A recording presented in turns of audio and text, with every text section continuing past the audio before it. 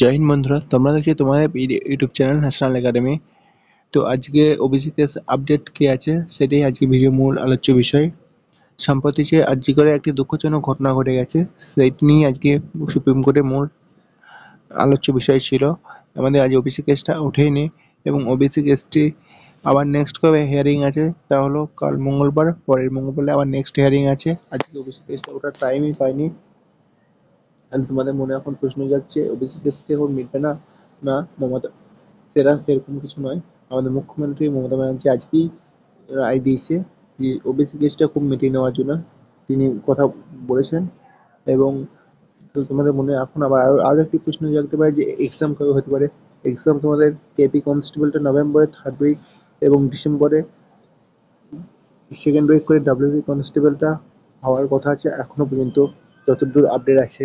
তো চ্যানেলে প্রথমবার হয়ে থাকলে চ্যানেলটি সাবস্ক্রাইব করুন, পাশে থাকা বেল আইকনটি অল বাটনে ক্লিক করে রাখবেন।